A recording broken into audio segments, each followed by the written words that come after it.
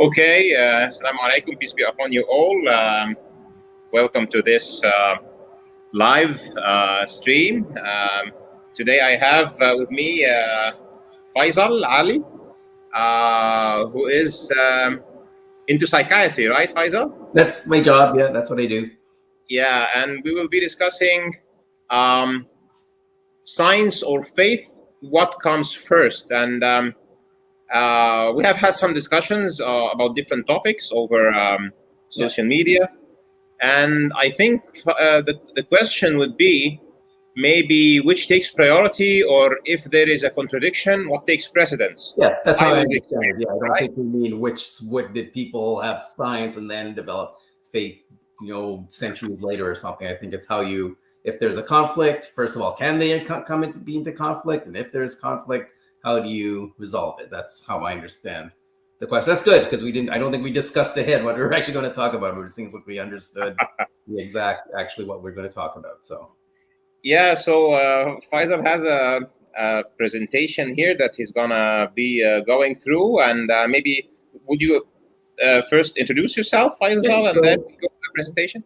Okay, so I live in Toronto, Canada. As you mentioned, I'm a psychiatrist by training. I do work at one of our teaching hospitals here, the Center for Addiction and Mental Health. I work in an outpatient clinic that primarily treats schizophrenia. Then I also have a private practice that's a general psychiatry practice.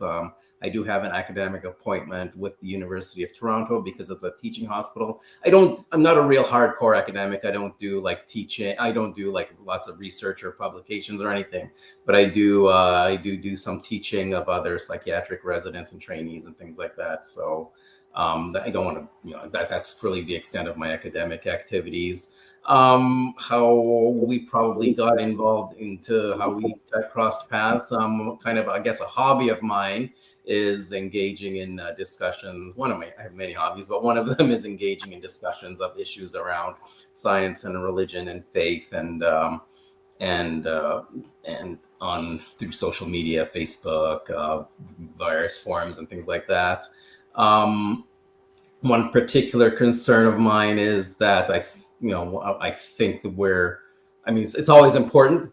General public scientific literacy on the part of the public is always an important thing, but I think we're at the point of our history as a species where it's a very literally an existential issue now. Like the most immediate threat facing us right now is of course the COVID-19 virus, and that is an issue where it should have been a very not simple, but seems like it was a manageable problem. We know how to contain the virus. We can use mass social distancing, work on a virus. The vaccine was produced in amazingly short time, and that should have been in the end of it. We just get everyone vaccinated, keep doing the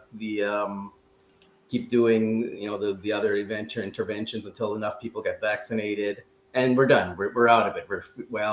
It's not working that way. And why is that? Because the part about getting people vaccinated and doing the social distancing, people are not doing that. They're coming up with their own ideas saying, well, vaccine is going to kill me. It's worse than the virus, blah, blah, blah. You know what I'm talking about. So I think it's important that we do what we can to combat that. And then the more not quite immediately pressing, but ultimately I think more important pressing issue is climate change, obviously, and that's going to be, that is already like kind of on the background of COVID-19. Now we have record heat waves. I don't know what it's been like in Egypt, but here in North America, it's been quite horrible, and forest fires and floods and all sorts of biblical and catastrophes are now befalling us, and these are things that we have caused. We should have prevented them. We still might be at a place of being able to prevent them, but again, resistance against the scientific knowledge is really the main problem with that. I think we know what we can do to stop these things. We're not doing them because not enough people really understand and accept. So that's one thing I think important. And I think one of the reasons, it's a very complex reason why people are resistant to scientific facts and knowledge. And one thing is this idea that we're going to talk about today, is that sometimes there are things that people hold on faith that they see as conflict in things that are true scientifically, and so they have to choose between the two, and often people will choose faith over science. So I think that's part of what we're discussing here. Obviously, it's not the only reason, because lots of people have strange ideas about their health and science and stuff, not related to religion, but it's one factor. So that's kind of how we ended up here. I think you and I here. So let's you know, not to be clear, if someone is watching for the first time your channel, I don't believe you're a person who denies the COVID-19 or climate change or anything like that. As far as I know, I don't think that's something that you have any. Correct me if I'm wrong, but I don't believe that's something you've ever stated, that you have any skepticism or. No, I don't really address those topics. So I focus. So I don't want on to get that impression that that's something you and I have disagreed over. Yeah. So let's go to the presentation. How about that? Okay, sure. So okay, here we go. So Faizal is going to go through a presentation about his idea about faith and science, and we're going to stop after each few points and see what we can find out. Okay. So Faizal, epistemologically or theologically, you are taking which position concerning faith? Because this is about faith and science, right? Yeah. So So just to spoiler alert the whole thing. My position is that faith and science can be in conflict, and that is because faith is often perceived or taken as a means of obtaining knowledge.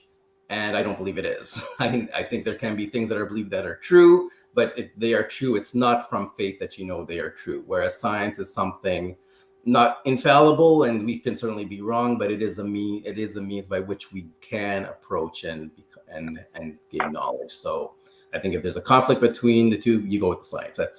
That's bottom line the position. So would you describe yourself as a theist, an atheist, or an agnostic, or you wouldn't like to comment on that? Atheist, I would say atheist. Yes.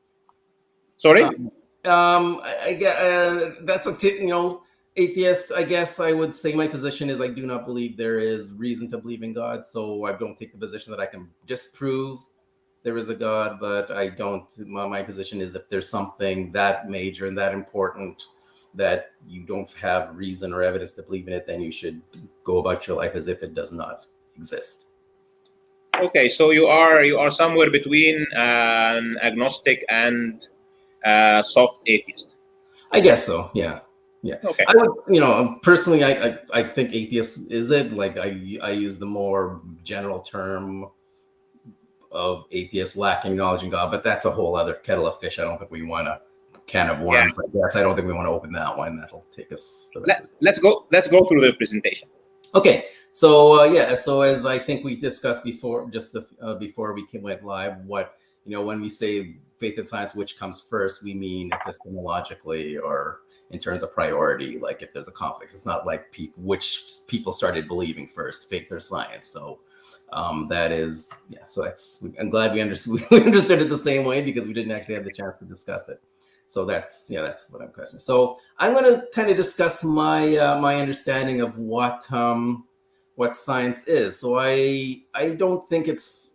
I mean, there are things like chemistry and physics and biology, all those things, and those are I don't think anyone doubts those are science. But I think generally, for the sake of this discussion, I'm using a more broad definition of science, which is the method of obtaining knowledge by applying logic and math and reason to things we can actually observe and measure and obtain empirical evidence from our senses. So we look at the world, we see whatever means we have, not literally looking with our eyes, but anything, knowledge, data, perceptions we can obtain from the physical material world around us, and then try to make sense of that using logic, test, experiment, mathematics, and that's how we know things.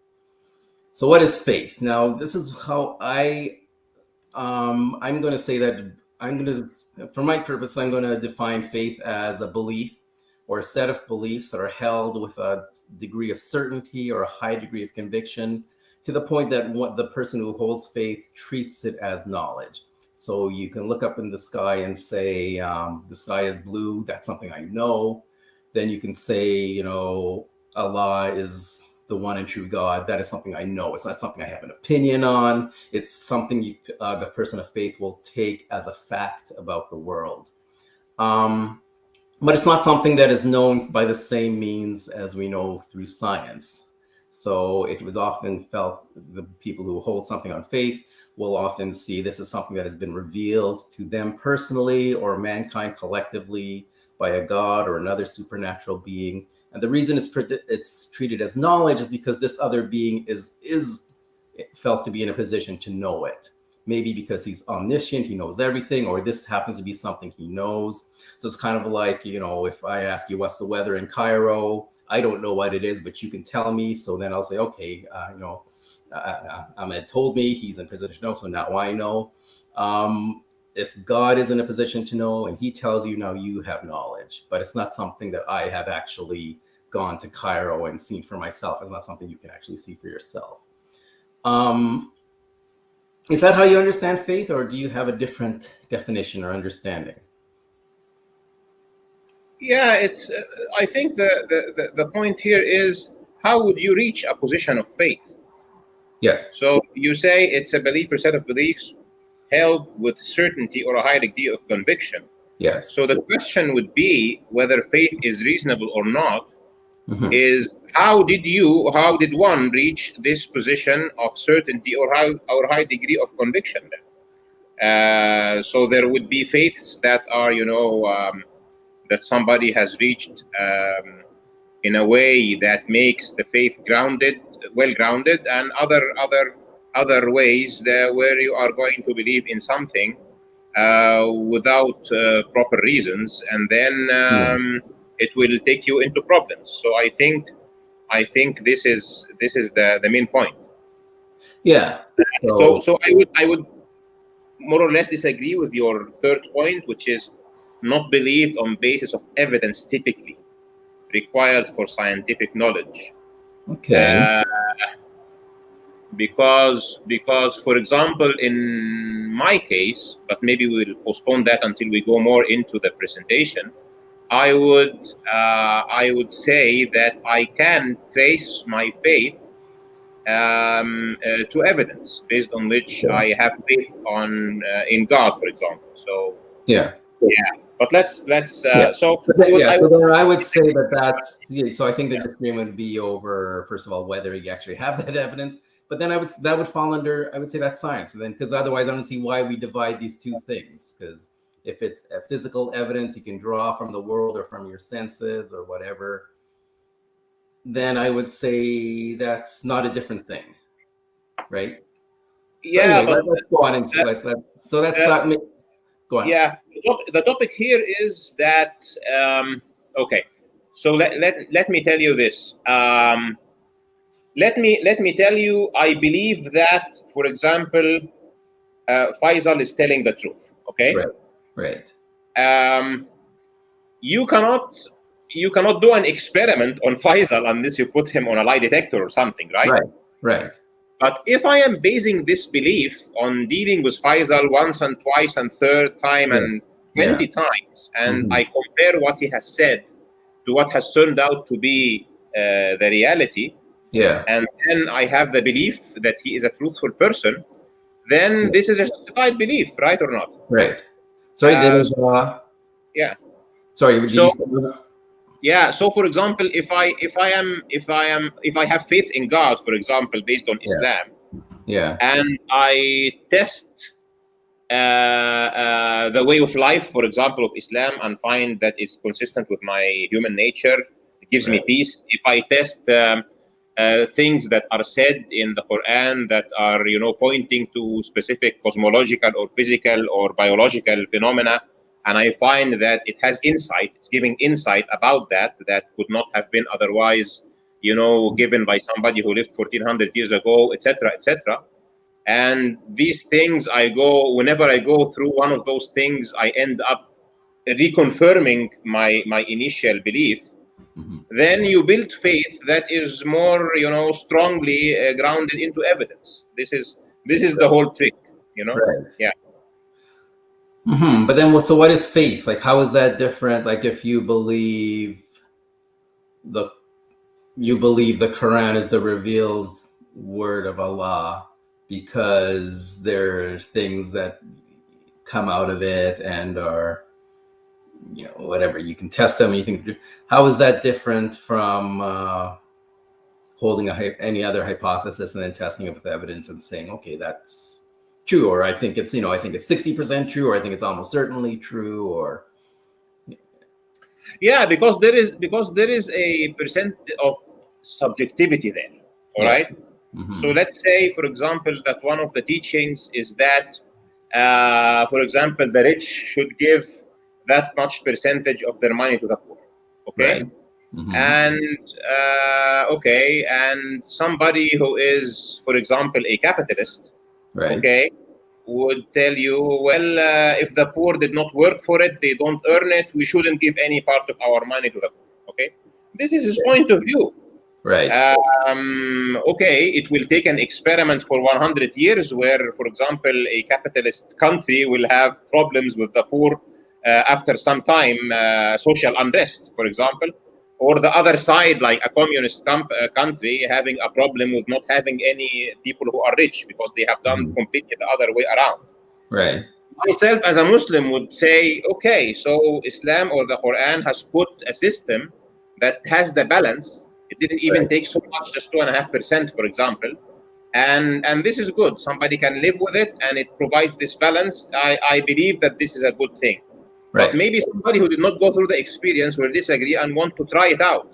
Yeah. So there is a level of subjectivity there, and this is why it remains being called faith. I would see the level of subjectivity as very small. Somebody can see it as bigger, So that's why. Okay. So do you say, like, do we include? So you say, as a Muslim, I believe in the concept of charity. It's one of the pillars, and I think it's good. And some extreme capitalist says, no, everyone should pull up their bootstraps and be by themselves. Are those both faith positions then, even if though there's nothing supernatural or spiritual or whatever about the capitalists, and neither of these have been tested out to see which is true?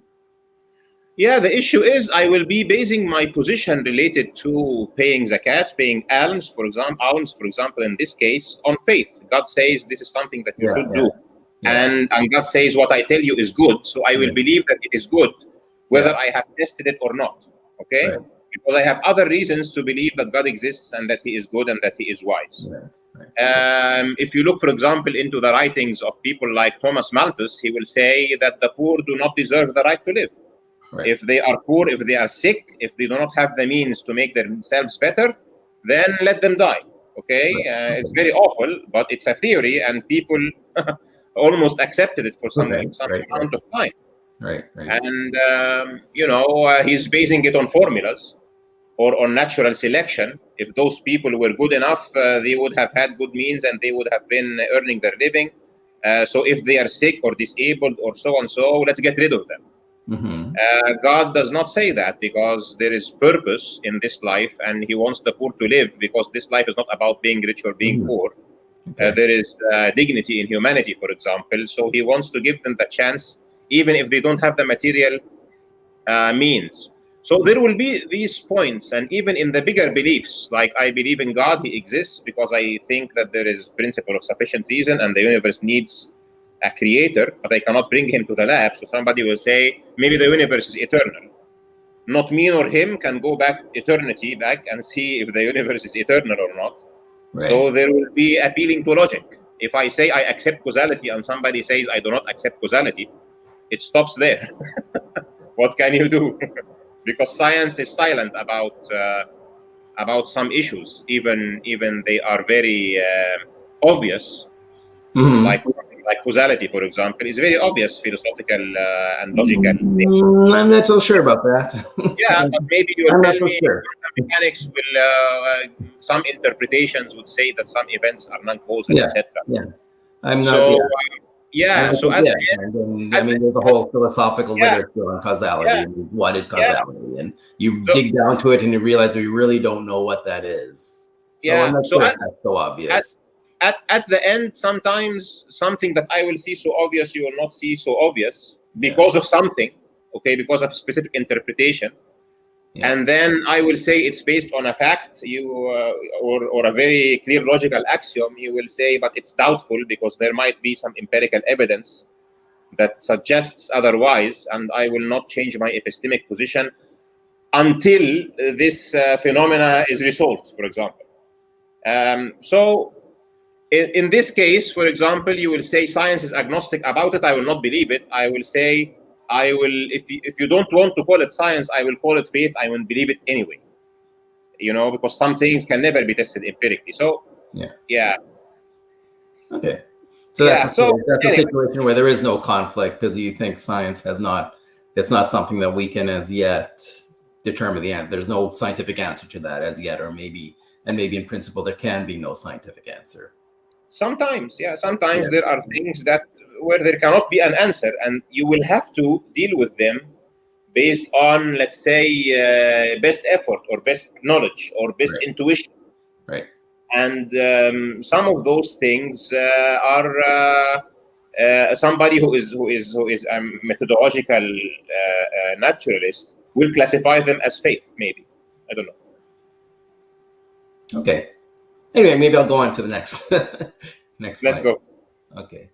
So so there's one. I just put this up as an example of one approach to the question of what do you do when there is a apparent conflict between what you believe you know through faith and what you believe is known through science. And this is, Ken Ham on the left is a fairly well-known Christian apologist and creationist, a young earth creationist. So he believes the earth is 4,000 years old. He believes there was a real flood that covered the entire world and wiped out everything on earth except for the small number of animals pretty large number of animals, but small percentage of them, organisms that were on Noah's Ark. Then that evolution is not true. So all of these are at conflict with the consensus of scientific knowledge. I would go and say these are completely wrong. There's no truth to any of these. Science is quite clear and speaks quite clearly on this. His approach is there cannot be any contradiction. Anything that contradicts his understanding of scripture is wrong. So that if there is something in science that says this, that's wrong. You don't believe that. Science says the earth is 4 point something billion years old. Scripture says it's 6,000 years old.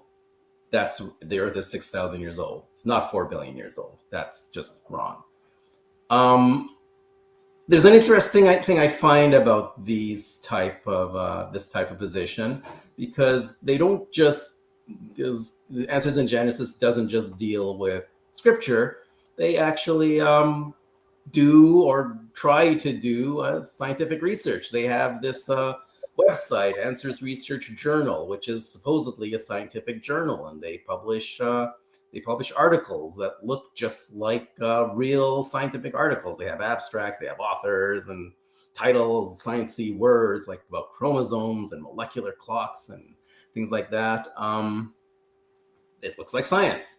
If you actually read them and you understand anything to do with the topics they discuss, it's garbage. It's like, they get their facts wrong, their arguments wrong, everything is wrong. It's not, if they submitted this to a journal for publication, they would be laughed out of the room. It's just, rubbish science. But what I find interesting about this is they don't seem to believe, they don't quite put their money where their mouth is. For instance, for me, I say if there is a conflict between faith and science, you go with science. So if I have, I believe the science is quite solid that the earth is 4 billion years old, and also quite clear, if it was quite clear that the Bible says the earth is 6,000 years old, well, that's wrong. The Bible is wrong. Science is right. I don't feel like I need to go and say, okay, well, I'm going to do my own research on the Bible and say that, well, the Bible actually says it's 4 billion years old and there is no conflict because these are both forms of knowledge, and there can't be two forms of knowledge that say different things. So in a way, the younger people like this are actually saying that it leads to them the doubting and denying and having to do mental convolutions to deny the things that that are true about science, because they see faith as a means of knowledge. They also accept science as a means of knowledge, and so they have to somehow reconcile this, and they are more tied, and I would say emotionally, psychologically, whatever, but not rationally tied to their faith position, so that they have to somehow reconstruct or reinterpret the scientific evidence to be consistent with their faith position. Can I comment on that? Of course. Yeah. So I think a major issue here, a major issue here, it's a compounded problem. Okay. Mm-hmm. So number one, let's say we have faith, but not every faith, as I gave in the introduction, not every faith will be, a well-grounded faith. Mm-hmm. So let's say this, that for example, when you look at the Bible, whether the Old or the New Testament, but it's even more difficult in the New Testament. But let's look at the Old Testament, for example, where it has gone through a very long time, entrusted in the hands of people, and the very original Ten Commandments or the original Torah is not what is there today in the Bible. There are things in the Bible and chapters in the Bible that it is obvious that it is somebody who is telling a story. It is not a prophet saying something and not God saying something. Somebody writing, and this king was born in that year, and then he had first child was named so and so, and the second and the third, and then he went to this place, and then he did this, and then he did that. It's a normal narration, okay? Right. And so this is the first thing. So I think someone looking at scripture should have a strong position of faith towards something that is obviously the word of God or the word of a prophet, an authenticated one. Okay. The second. How do you authenticate a prophet? I think the Christian or the believer in the Bible, in the inerrancy of the Bible, will say that it was guided, or somehow, God inspired them to write these things, or guided how it was produced and made sure that everything is correct. Like, I don't really know how I understand your position is that, the Quran is the direct revelation from God, and the Bible is a corrupted revelation that has been, if I understand, and that's kind of your position, the standard Islamic position, that there is revelation within the Bible, but it is not pure revelation. It's been added and edited and modified by humans over time, right? Yeah. So let's look for example at the Bible. There isn't a specific statement in the Bible that says that humans, or there is a promise from God, for example, that no human can add or remove something from the Bible. And obviously, there cannot be such thing, because, for example, the whole New Testament is a best effort basis narration of people who did not even live or see Christ. Completely different, for example, than the case of the Quran. So somebody who is taking a position that non-errancy of the Bible is not basing this position on the Bible. He is basing it on his own thing. So if you want to you believe that God exists, and you believe that Judaism or Christianity is true, then your position should be, I should look into God's words, the Ten Commandments, for example, or specific something that is very clearly a revelation from God, and see if God is promising, for example, that the Torah will never be changed, or that Psalms will never be changed, or that this and that is going to be his word until the end of time. Those kind of statements are not there. Then it is giving somebody the responsibility to make sure, for example, if he's a Christian and he's looking at different gospels, then it is his responsibility now to find which gospel is more authentic and which translation is better, because the original language is completely lost. Jesus talked Aramaic, and what we have is Greek and Latin and then other languages. So somebody must think which is a good translation. So even when you look at the Quran, for example, you have a specific ayah in Arabic, and then people are doing best effort translation to English. You can have 60 translations. It depends on how good somebody is speaking English or how good he understands Arabic and so many things.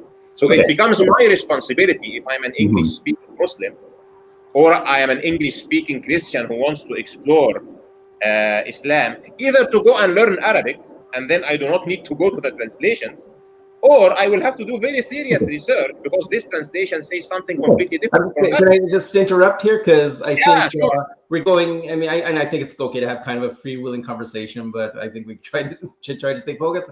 We have, you're a Muslim, I'm an atheist. We're discussing which is better, Quran, which is more accurate. You have William, or which is more accurate, right? Yeah, this is not the point. You have William Lane Craig coming on in a few weeks, I understand, correct? Yeah. Maybe ask him how he reconciles it, because he's going to give a much better defense of. I'm not interested. First of all, I'm not interested in defending the Bible because I think what you say is true. But maybe better to have that discussion with him, because I think that would be a much more interesting discussion. Yeah, how he of course is able to understand the Bible as the revealed word of God. The point that I'm making is this: it's not whether the Bible or the Quran or the Torah are better or not. Yeah. It is that when you are looking at a specific book, a specific scripture, a specific piece of text, of which the complete non-errancy has been given to humans, and even the scripture itself does not say that it is 100% airtight versus human errors, then you should be, you have some criticality.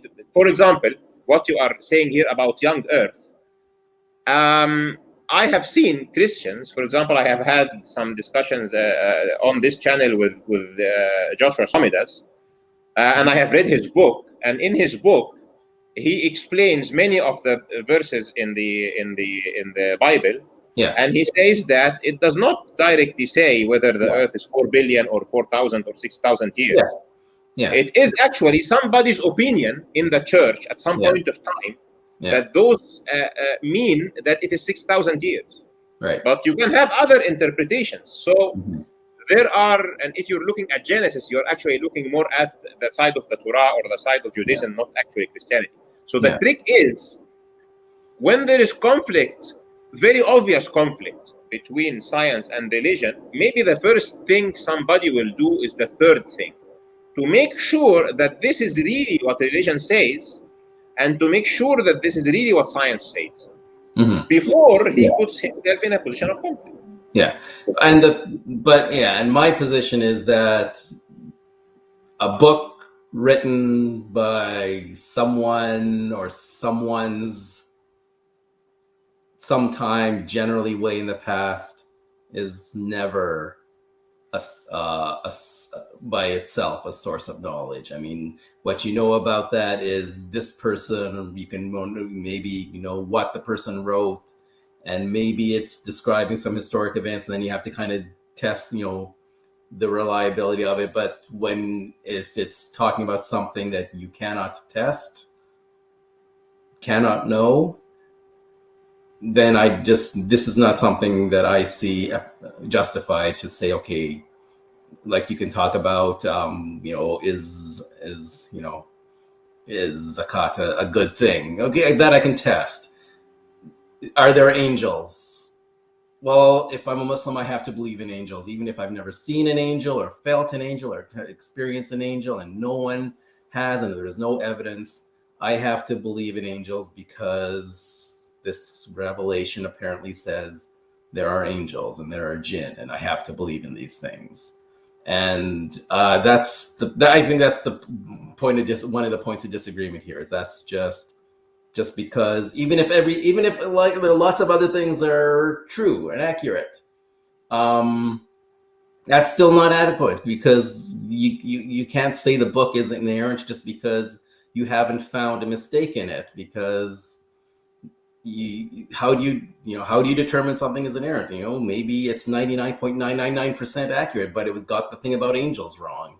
So how do you know that, right? That's kind of my position. This is an important point, and it relates actually to the nature of religions. Yeah. So if I am adopting Islam, for example, or somebody else is adopting Christianity, or somebody else is adopting Judaism or Hinduism or whatever, I don't think that any reasonable person is adopting a specific religion because the religion is telling him something about science. Because this is not the function of religion. Yes. The function of religion is giving you, I think, few things. Number one, a way to an afterlife where you would like to be at the better side, right? Not the bad side. Okay. Right. And a system of ethics. Okay. Yes. And a system of dealing, of transacting with people, right, in a fair way, because it is put by somebody who is unbiased, by somebody who is not human. Okay, so God is neither on the poor side or the rich side, because he created everybody. Okay. So he doesn't want to take my money, and he is not, the relative of the other poor guy. He is not neither male or female. So if he says these are the rights of this party or that party, then he's not doing it because he's being against or with anybody. This is the right of the ruler, and this is the right of the subjects. The same thing. So I think the problem here is that some people go to unnecessary lengths in dealing with religion. Religion is for those three things: for salvation, for having morality, and for having a fair transactional system between human beings. Yeah. And part of the proof of its authenticity, that there should not be an unequivocal statement in the authenticated scripture of one religion that is directly in conflict with an undisputed scientific fact. So this becomes, like evidence or like clues that the one who is speaking those words in scripture is the creator of the universe. Because, if I'm talking to you about psychiatry and you say a statement, just passing by something, and I open the book, I expect to find it correct in the literature of psychiatry, right or not? Right. If I find it completely against it, then I will doubt that you are a psychiatrist, right? Mm-hmm. So if I am having a religion, and for example, the Quran is very clear that it is the unchangeable word of God, okay? And there is an unequivocal statement in the Quran, for example, that says that Earth is a cube, let's say, or it's, a rectangle, something like this. Mm-hmm. And I am sure it is not a cube or a rectangle. And there is no other explanation for that verse. It is very clear that it is talking about a rectangle. Let's say, then I have to doubt, because I know that it has at least some curvature, and I know that a rectangle is not like a circle. Yeah. Okay. So we're in agreement that the Earth is round and not a cube. Of course. Or triangle pyramid. Of course. Is the Quran unequivocal on the position of human ancestry with other organisms on Earth? By your interpretation. Yeah. So the Quran is, for example, unequivocal that genealogically humans will all have to end up with Adam and Eve. Okay. It is very clear on that the grand, I'm not sure how many grand I should put, but the grandfather of Ahmad and Faizal, the one we will have both to end up with Adam, and we will have to both end up with Eve. This is very clear in the Quran. Yeah. Now I have talked, for example, with some person like Joshua Swamidas, for example, that who believes in evolution. Okay. Right. And there are some people who are Muslims who also believe in evolution, and they believe in something called Adamic exceptionalism, for example. Yeah, I just ran across that just recently, and I brought it to Yeah, Joshua's attention because I think it was around the same time. Like I think it was published before he published his book, but I don't think it was before he was thinking about this and starting to write about it in a less formal way. So it's interesting how. So that's kind of okay. yeah. So what's your beef with I mean, evolution then? If you don't think that we need to the common answer, what is your beef with evolution, if I may say? no, because I don't accept their argument. Okay. Yeah, but So this is, even I mean, this is, yeah, I mean, this is where we've had a pretty genial conversation. Maybe this is where we went. Because, yeah, I don't know. Like, I deliberately did not want to have a specifically scientific, because, I'm not a scientist, you're not a scientist. So it'd be like, a couple football fans talking about football, which can be kind of fun and interesting, but we're just spectators, we're not in the game. Um, Uh, all I can say yeah, is, we've had a number of back and forth, both on various medium, and I don't know how kindly to say this. You just don't really understand the science that well. The things you talk about, the papers you present as presenting one point, they make another point than what you think they're making, and I just don't. So I'm a little. So like maybe so I'm just wondering why that is. Like, I mean, I guess I'm basing my statement on a premise I don't think you're going to accept, because I think Ken Ham does not accept the age of the earth because his faith requires that his reading of the Bible is that the earth is 6,000 years old, and that's wrong. The earth is not 6,000 years old. No, evolution is a fact. It's just, I know you disagree.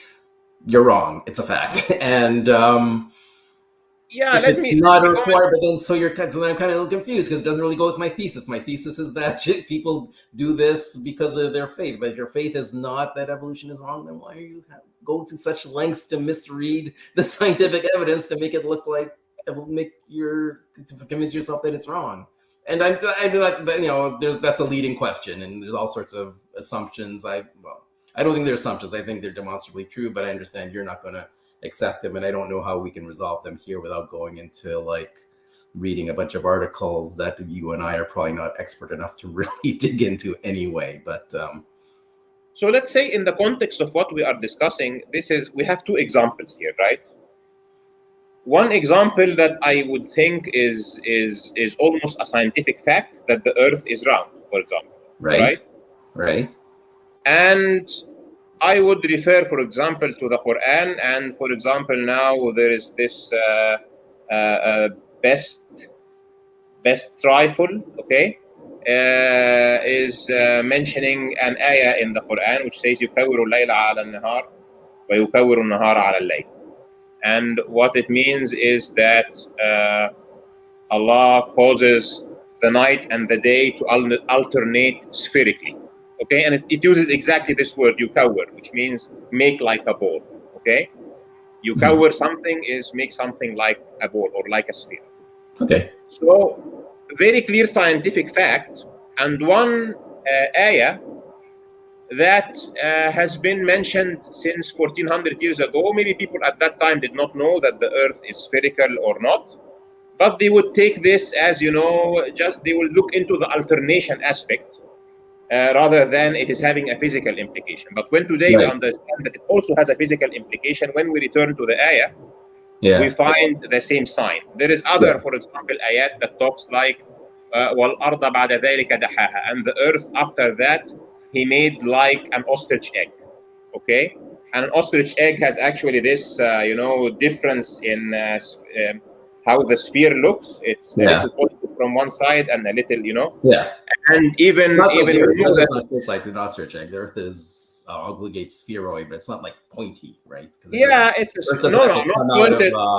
The whatever not pointed canal, like that. It's but it is not a very.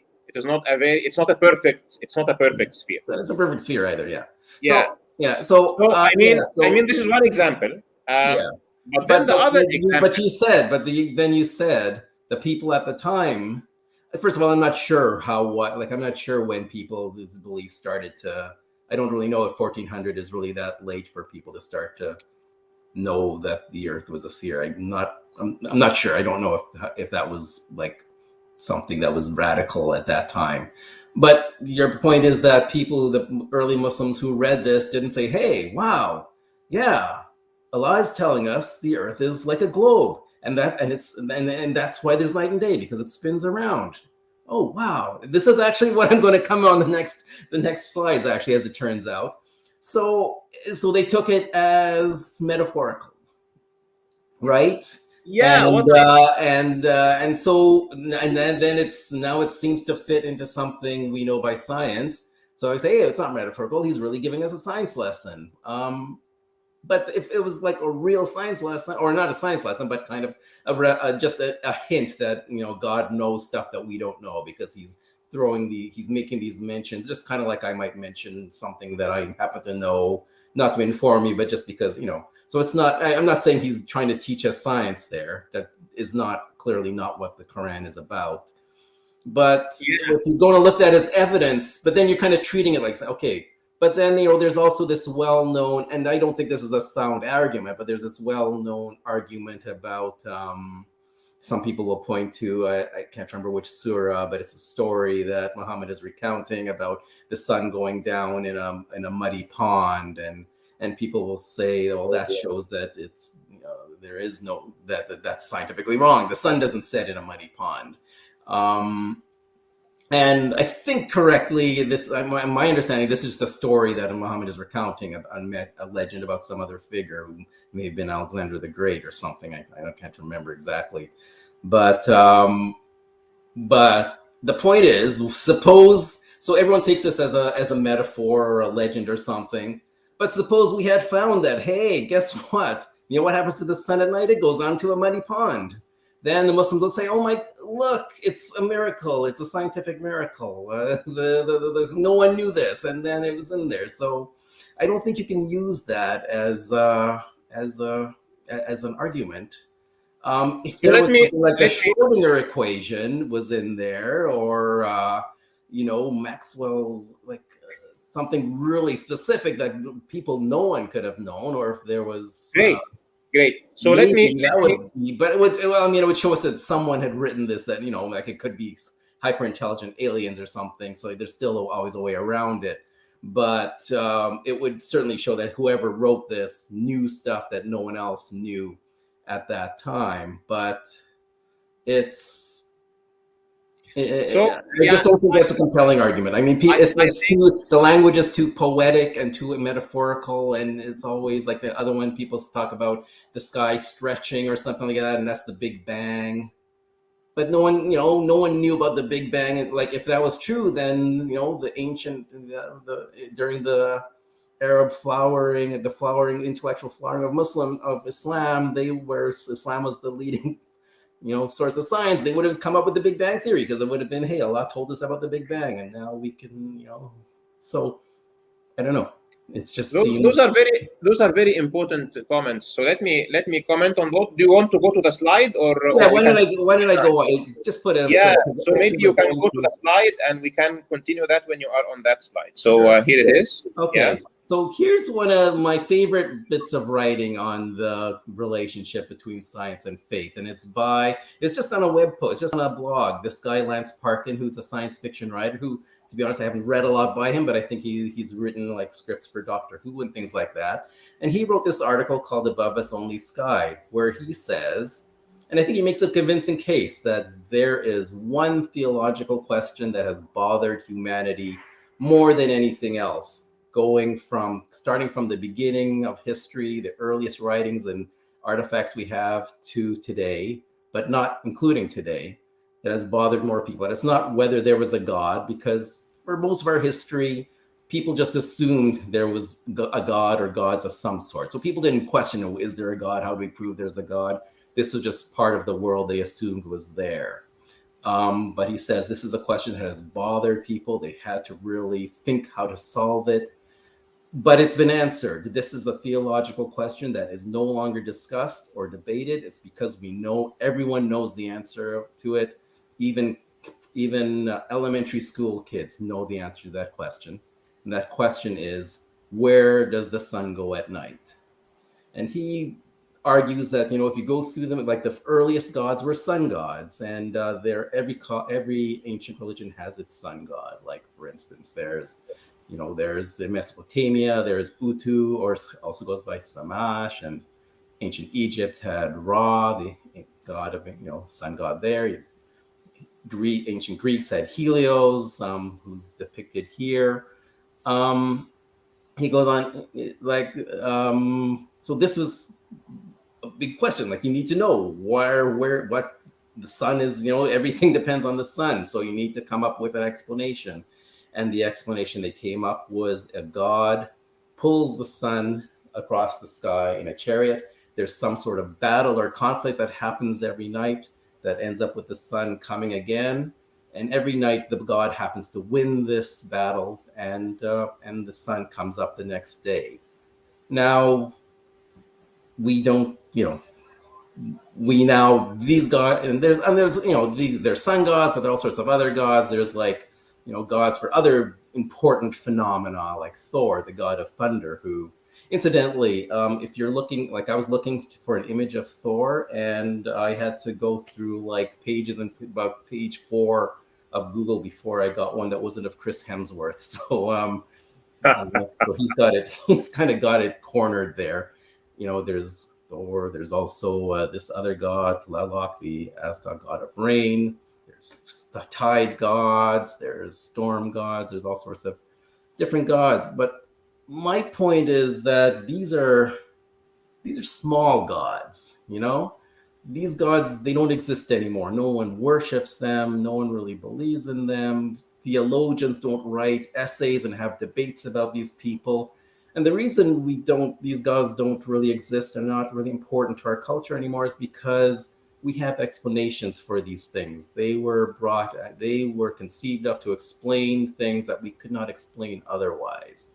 We now know what happens to the sun at night. We now know where thunder comes from. We now know where rain comes from. So these gods are now historical and accurate, historical interest only. They don't belong to us. They don't really infect or affect our lives as much anymore. But there's some of them still around. There are still some of them still around. And this is an example of one, I think, that is still believed by some people, some highly educated people. This is a depiction of the flagellum god.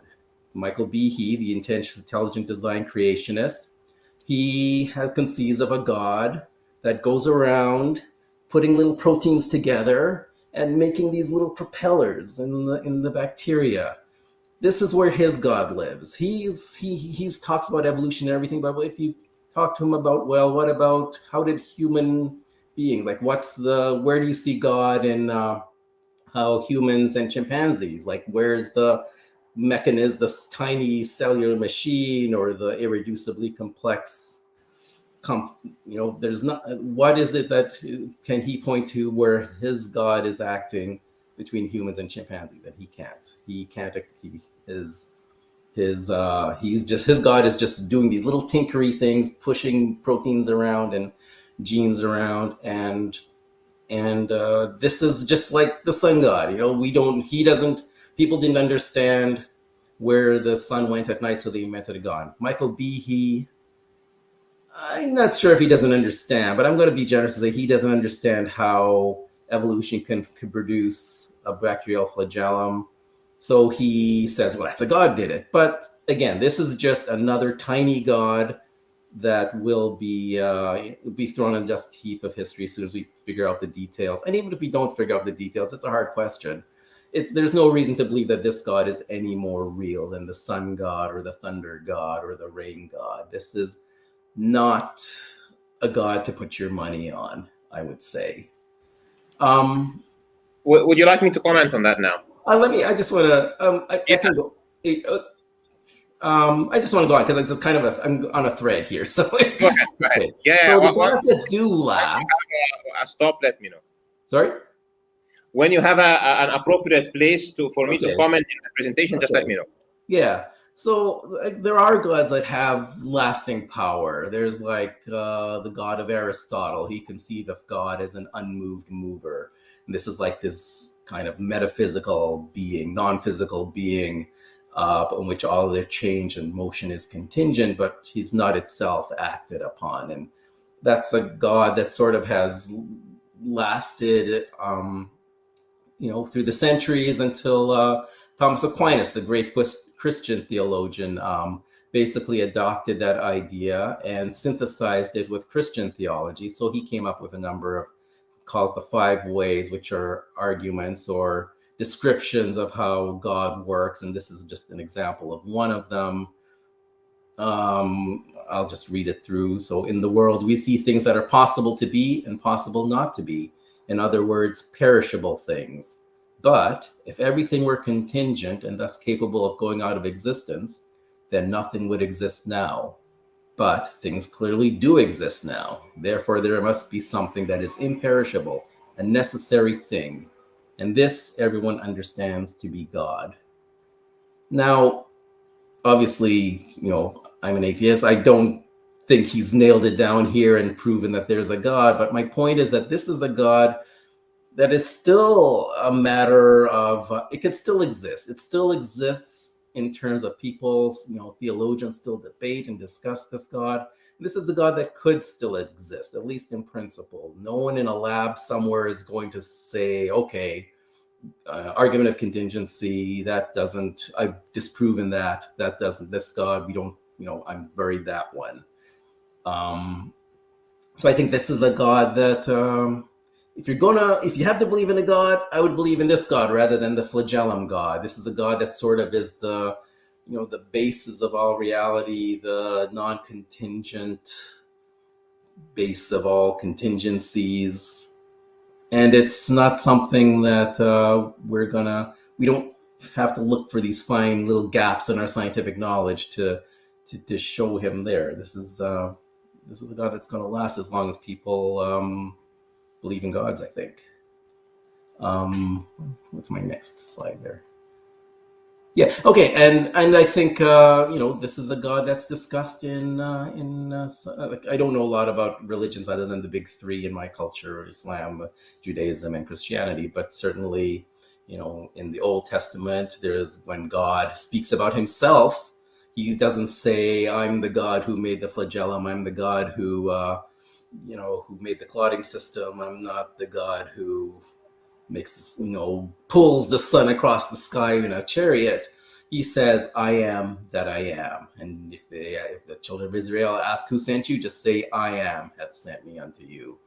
In the New Testament, he says, "I am the Alpha, Omega, the first and the last, the beginning and the end." Again, this is not something that's going to be disproven by science, right? It's not really intruding on science's area. And then in the Quran, there is Surat al-Ikhlas, which this is often held to be the single most important surah, even though it's very short. It's just 4 quick lines, but it's supposed to distill the very essence of Allah. And this is Allah talking about himself, right? Even though he tends to talk about himself in the 3rd person in the Quran, but he's not saying, look for me in these tiny little molecular things or these things that are going on in the physical world. I'm above that. I'm eternal. I'm absolute. I'm bigger than that. So my point, I guess, is that when you're looking for, I don't know why I'm giving advice to someone who wants to believe in God, but if you have to believe in God, I don't really understand why you would believe in these, what I call small gods.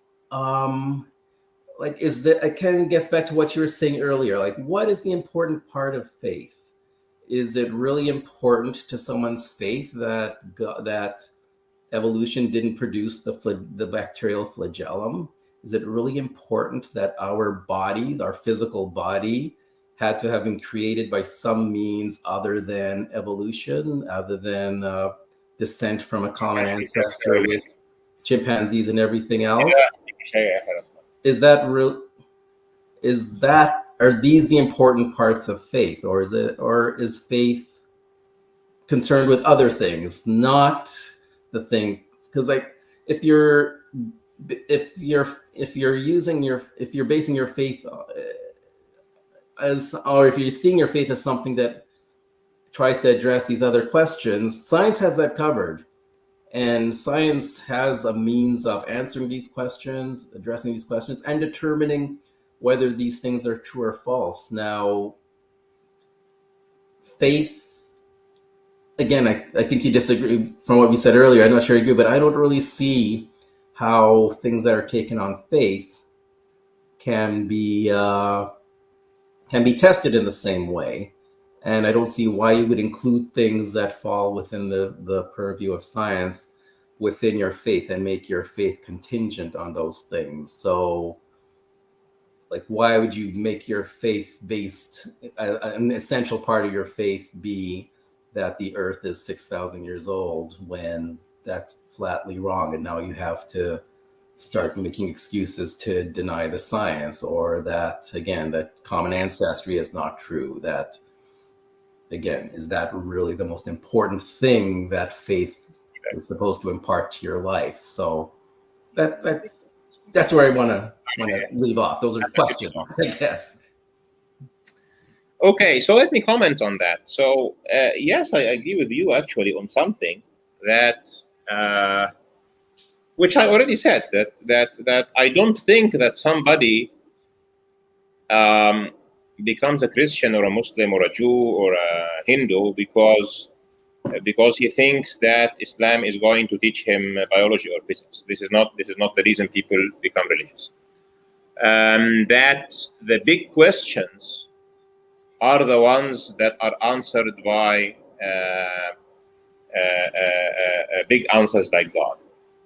Okay, so the problem is that atheism, let's say, or naturalism, to be more accurate, that naturalism came maybe through the last couple of centuries and said, I will put a different worldview that will offer answers to the big questions. Okay, so what are the big questions? Somebody would like to be worshiping God who created the universe, who created life, who created consciousness, who has given free will to us, who is able to resurrect us and hold people accountable for what they did, and hence fulfill justice.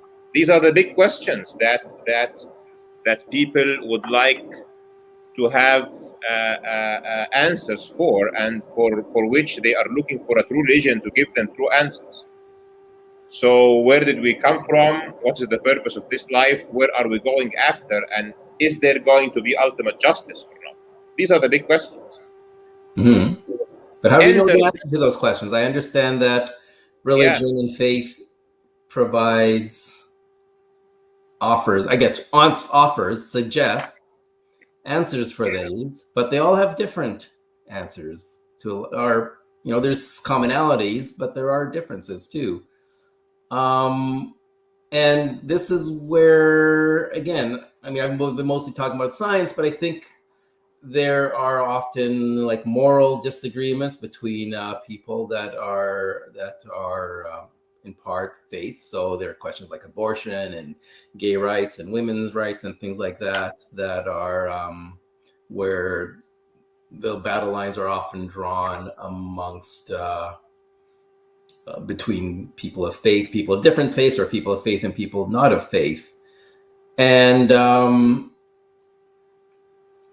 if someone is making an argument, okay, here's why I think, say abortion is permissible, and just comes up with an argument about that, and someone else says, well, my God says it's not permissible, and everything my God says is right, so that means abortion is not permissible.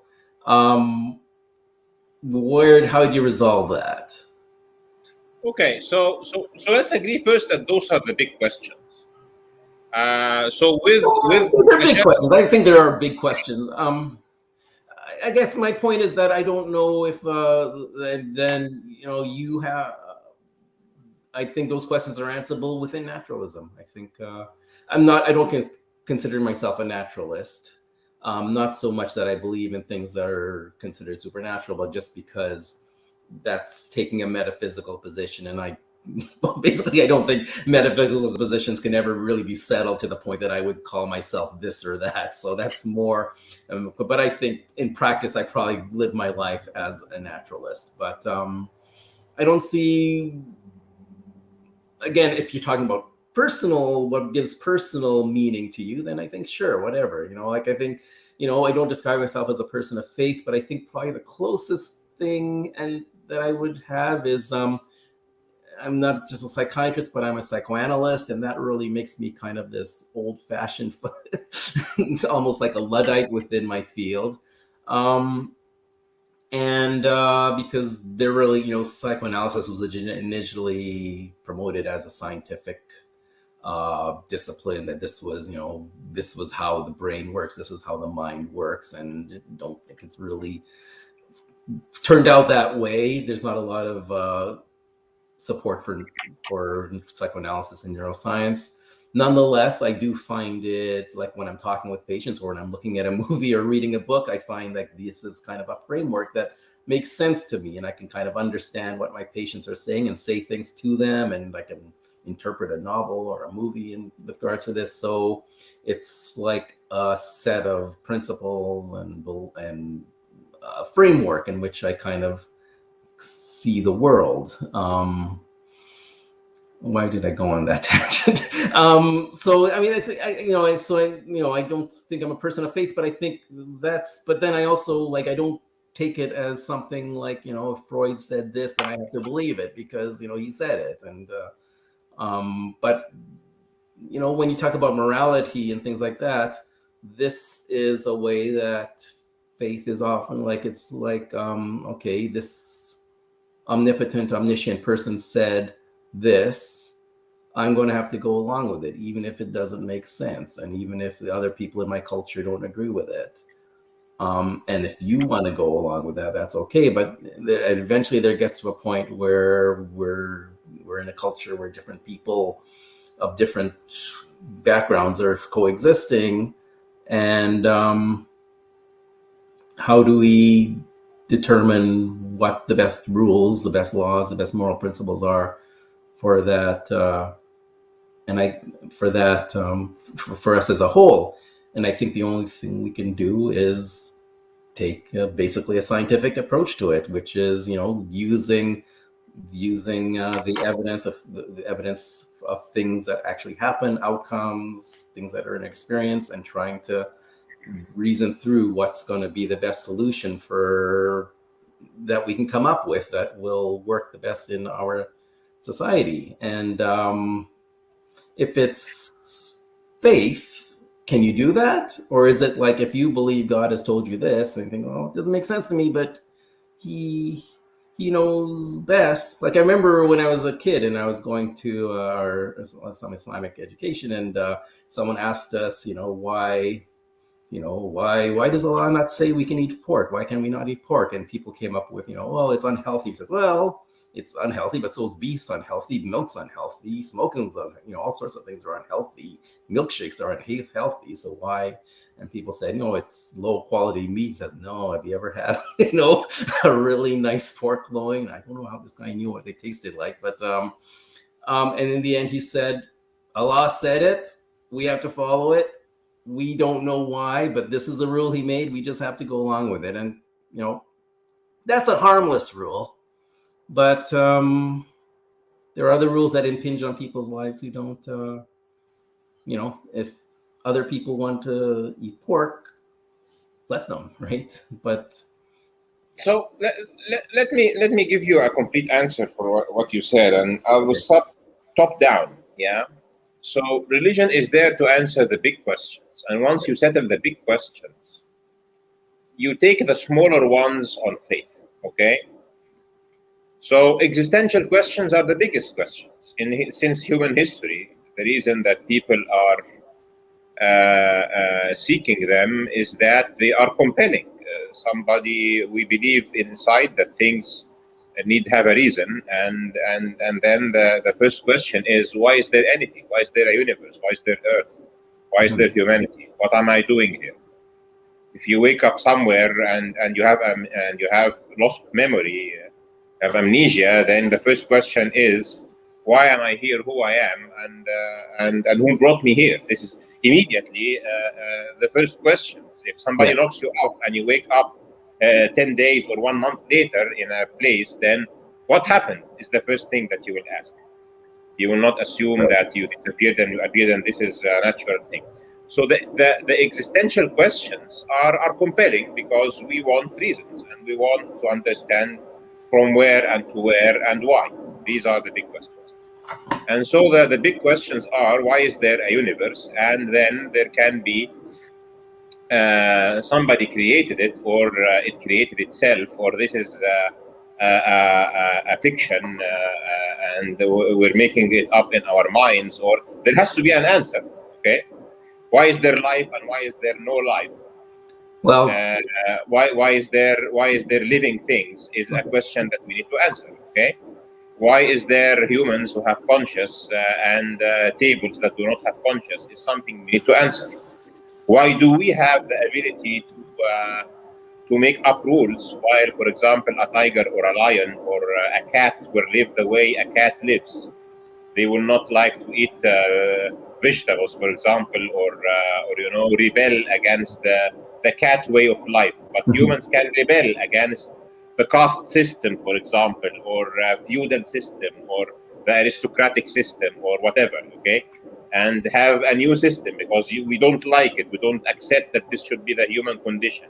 We have ideals. We have things, and this is the reason that those questions are there. And those questions, to be honest with you, are not the type of questions that you can have through discussion or through the scientific method, because rich people will always want capitalism to rule, and poorer people will want socialism or communism to rule, or whatever system that would give them riches or will redistribute things. And people of the upper class maybe would like feudalism to be the thing, or people who are, I don't know, in India, the caste system, for example, had obvious benefits for people on the better side of it, and disadvantages for other people, etc. So there are some questions that people will just struggle and fight against each other, and they will not be solved by reason. So then you have those three categories of things. Number one, the existential questions that relate to why. Why is there anything, be it the universe, Earth, and life, and humanity, and consciousness? So this is one category. And the second category of purpose, why? Okay. And the third category of how is this going to end, the destination. And science will any answer that science or human intellect will give to those kinds of things will be based on opinion or speculation. But there are people who believe that there is real truth. Okay, speculations will remain speculations. Mathematical models will remain mathematical models. So, for example, our friend Otangelo here is putting this question, for example. Why did nature select those specific 20 amino acids other than any other combination? Or why the origin of life cannot be explained, or this or that. Those are questions. Why are those questions there? I do not want to answer really the questions, but why are those questions there? Yeah. Because it is our nature to ask. Yeah, I'm very. So it is our nature to ask those questions. So now, I'm very humbled that Otangelo thinks I can answer these questions. No, I think he's mentioning them. Questions. I think he's mentioning them as an example. But the point is The point is that you and me and everybody else will try to find a credible source to give him an answer. Okay? Now, science is a credible source. Science is a credible source because you can test things, etc. But it is a credible source within its scope. Now, the question is, are those questions within the scope of science? Science will not tell you your purpose. Science will tell you maybe how you function, but will not tell you your purpose. Okay, so I cannot make a scientific experiment, for example, to say if there is life after death or not. Because then, you can. Some because people then say, God, because God is telling. There's an experiment that was done recently. It failed, but they put what they did was they put not exactly life out after death, but what they did was they in the resuscitation room in an emergency department, they put items on top of a shelf that was that could be visible from the ceiling, but not from anyone walking on the floor. And what they wanted to test were these stories of people who, like, their hearts are arrested, and they're unconscious, and then they'll say they floated up above the room, and they saw the doctors trying to and they went up and they went to the other room and saw their families crying, and then they often they go up to heaven and meet whichever God they happen to believe in. Curiously, everyone happens to believe in, meet the God that they wanted to meet, and then then they come back to life and they come back down.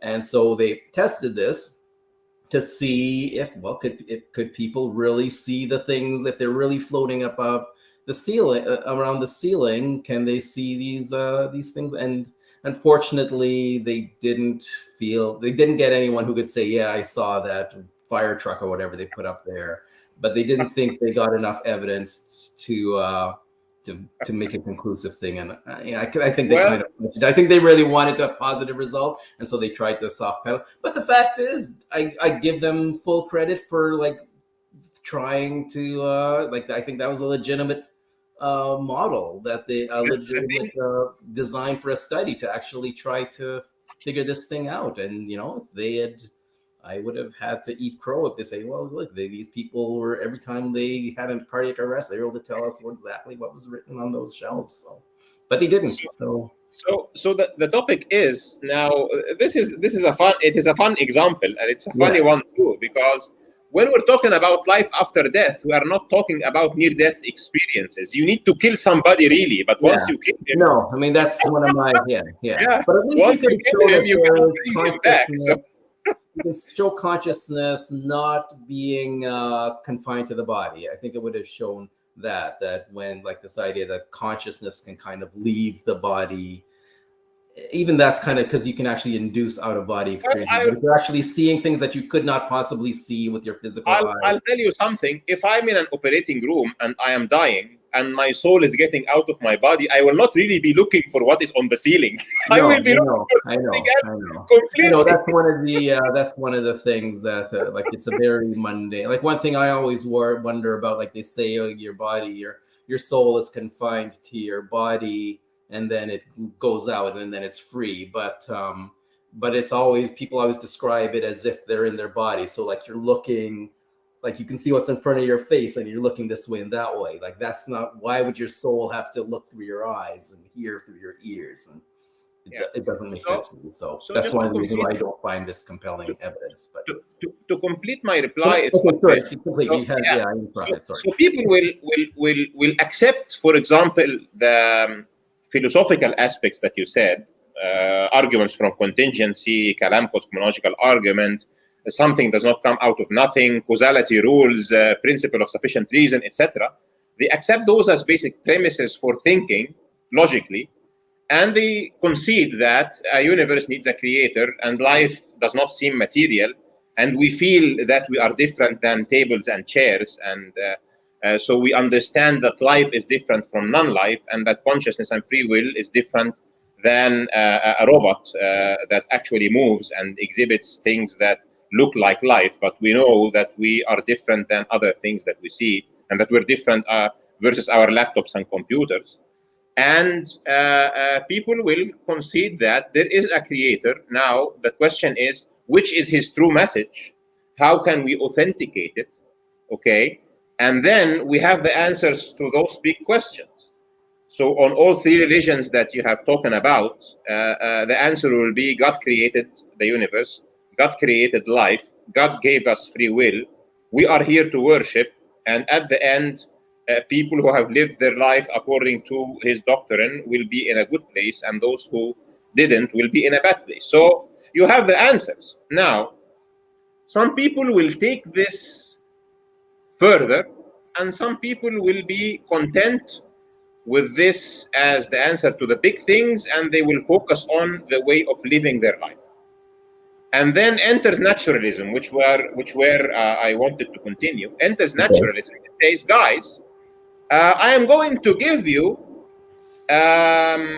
different set of answers, okay?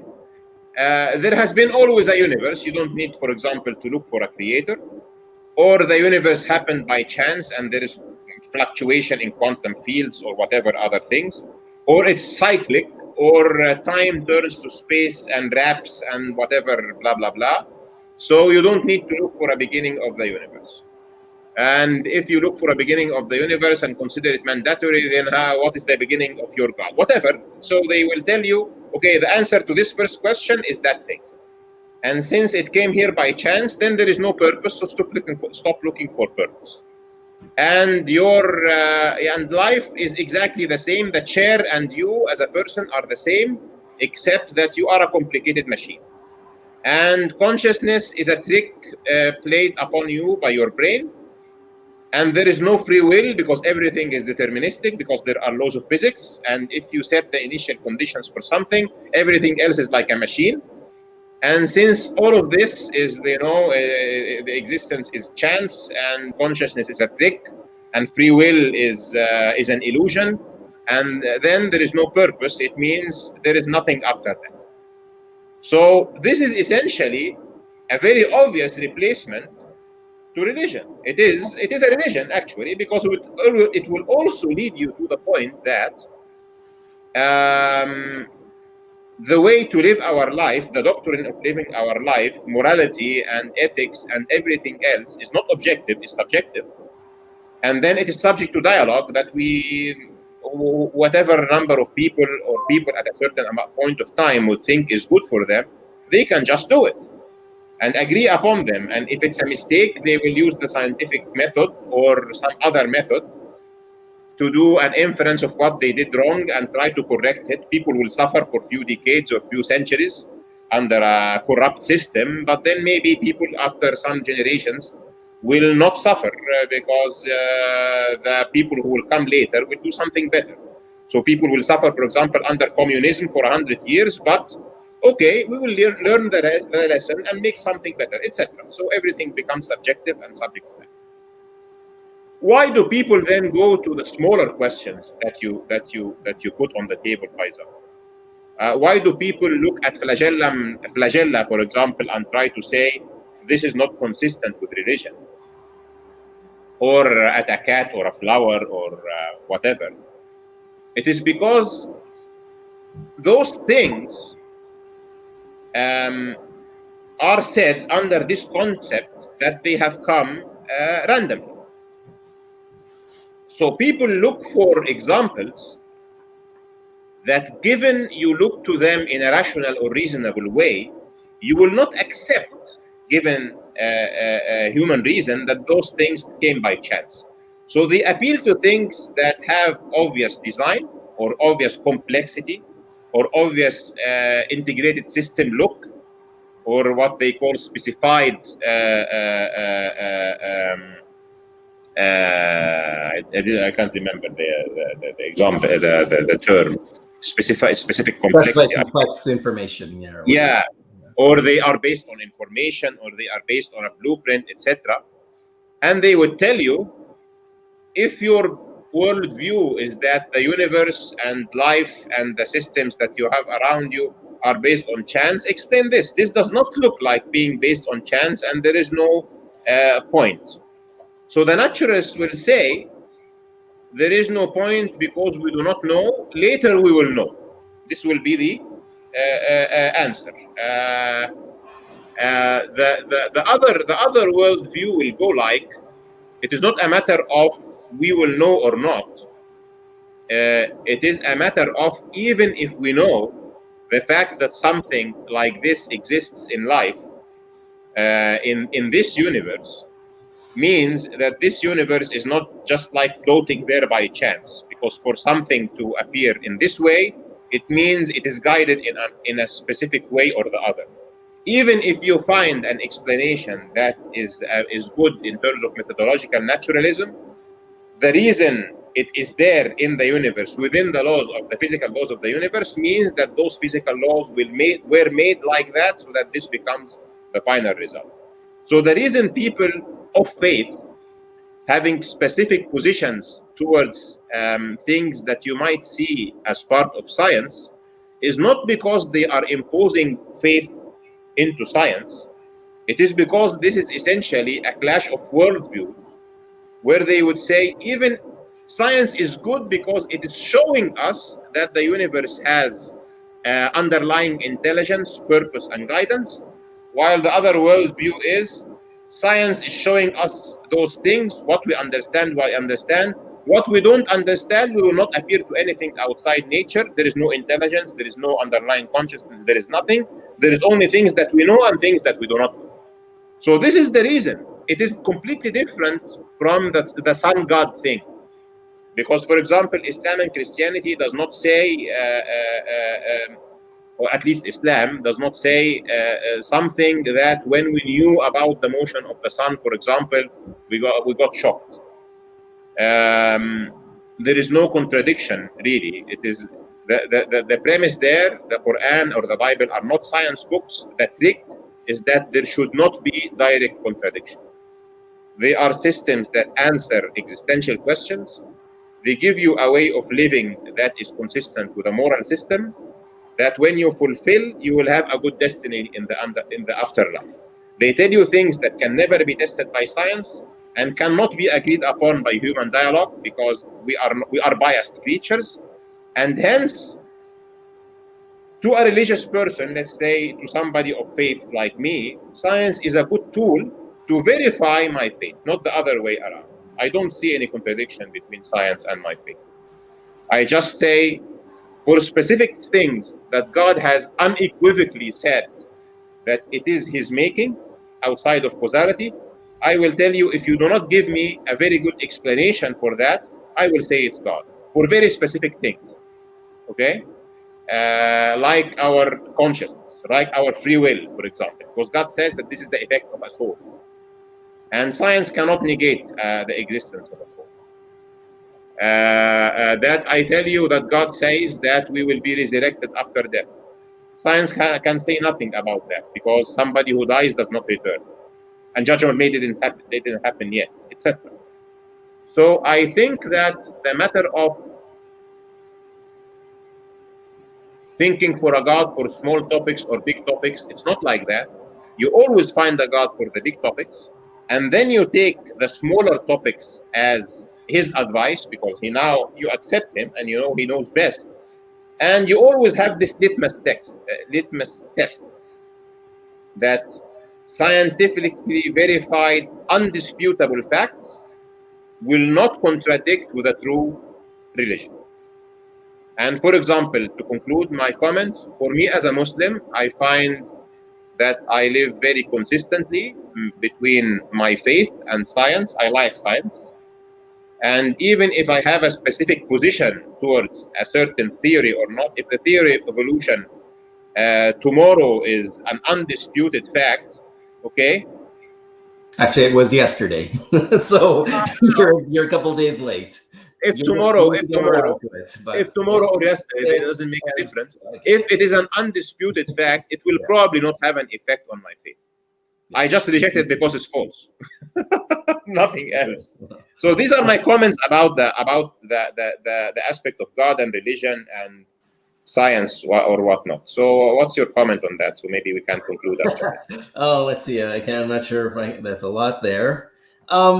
You talked about the why questions, and I think why is a pretty tricky, slippery word to use in these kind, because there's two very different meanings of the why. The why is our friend Otanju here, just that so I yeah, don't neglect him, is yeah. saying something like this, the same thing, that naturalism will come from randomness and hence no intelligence. So this is almost the same thing always. He's a Christian, by the way. So sorry. yeah.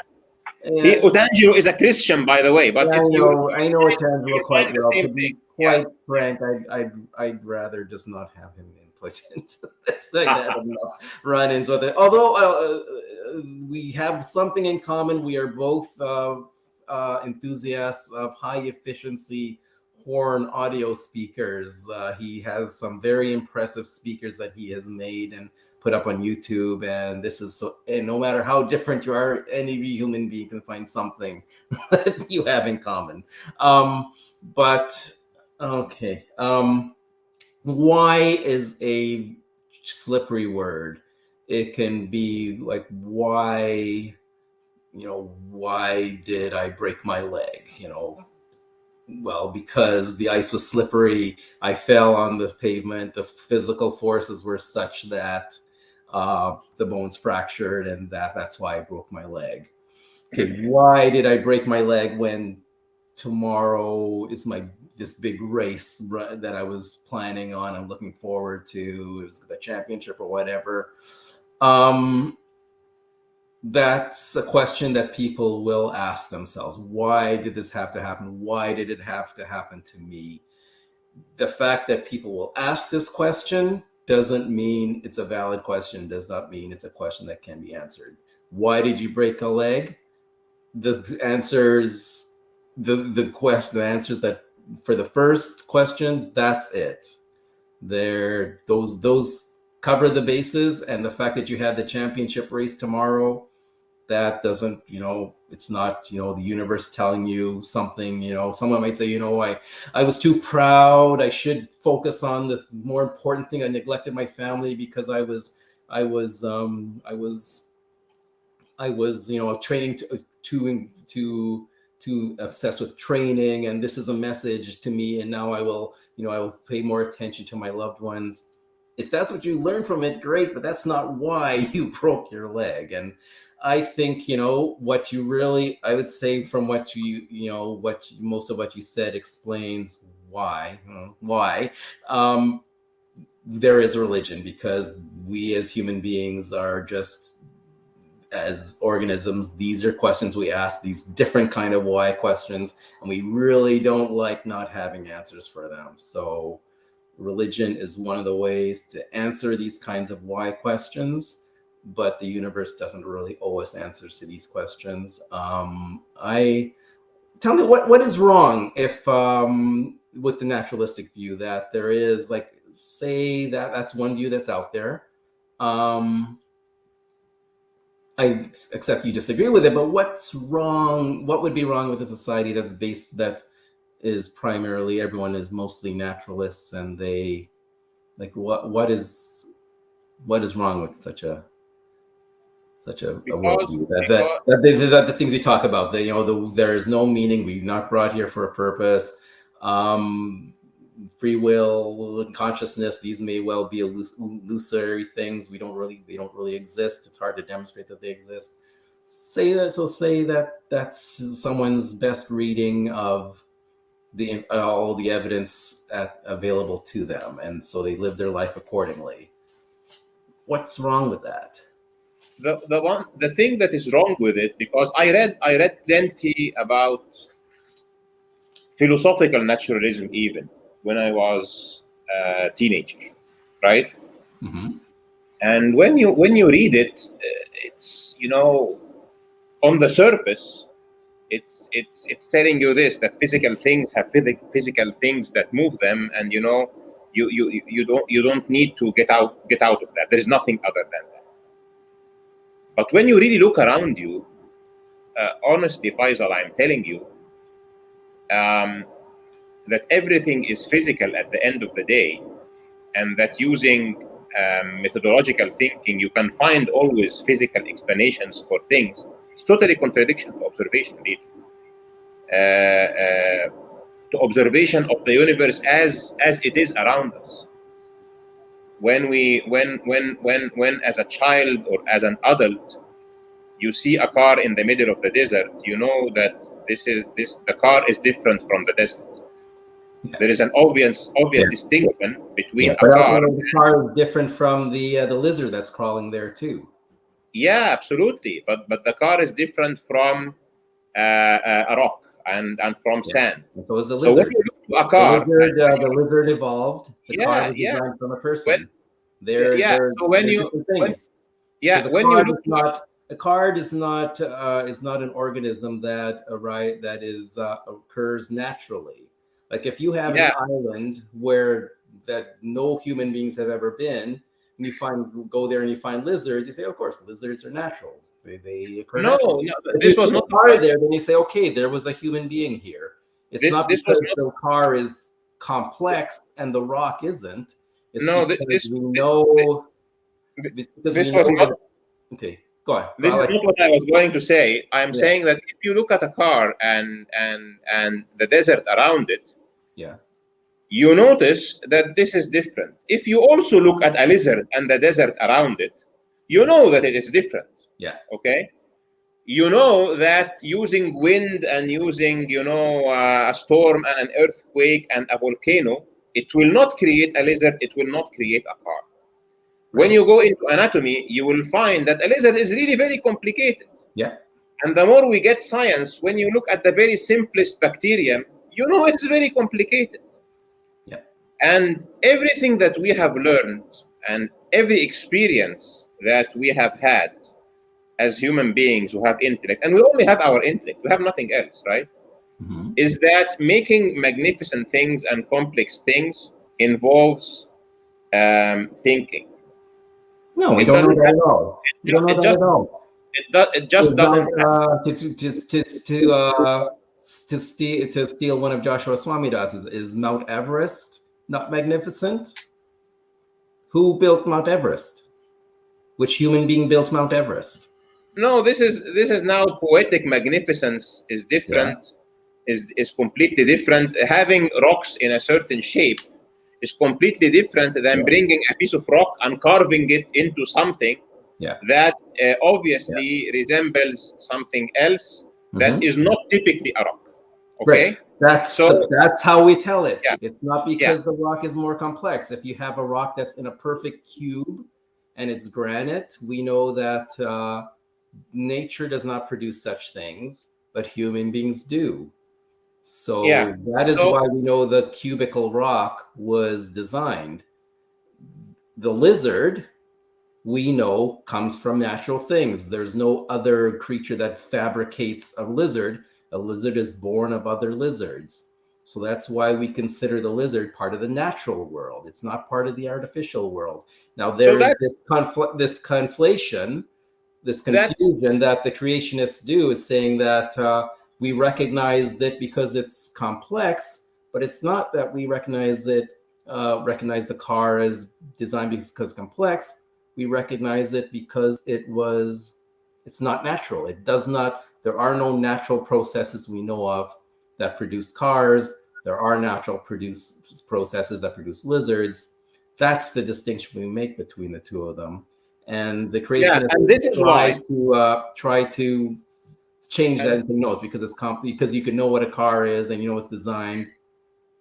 And it's just a very bad argument. I'm sorry. And this is exactly why exactly what you have said now is exactly why religious people are more likely to take positions against the theory of evolution, because in my perspective and in many other people's perspective, even a person like Joshua Swamidas, when I had a long interview with him, two of them actually, will not tell you that the lizard happened by chance. He believes that there is design. There is design behind both Mount Everest and the lizard. Yeah. He is not saying. There's design. That's like the big God I was talking about. So, and I also believe that there is design behind both. But I mean that the case for design is much more obvious in a lizard or a flagellum or DNA material being transcribed by machines or ATP cycles in the cell producing energy, etc.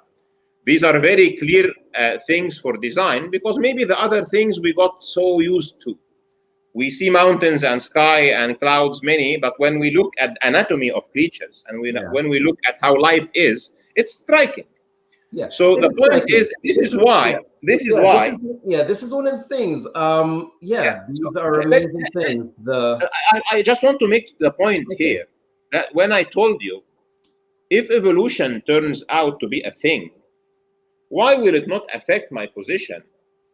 Because if it turns out that mutations are really responsible for something, you will find that religious people will, at the end of the day, say, okay, God uses mutations, because mutations being random will not typically, in our experience, random things do not cause organized things. So at the end of the day, again, that's not true, because here we are, right?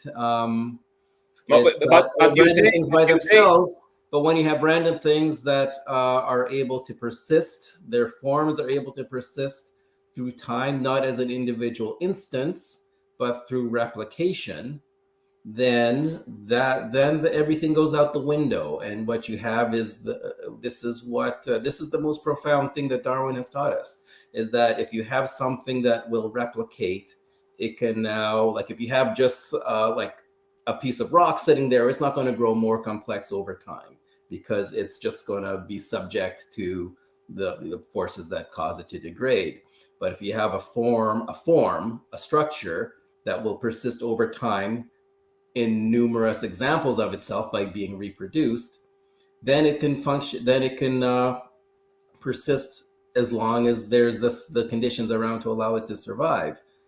But the bigger thing is, if it doesn't replicate perfectly, then there will be variations that arise, and some of these variations will not persist as long, but others will persist better. And once you have that imperfect replication, then you now have the fact that over time this structure can become more complex, more likely to persist.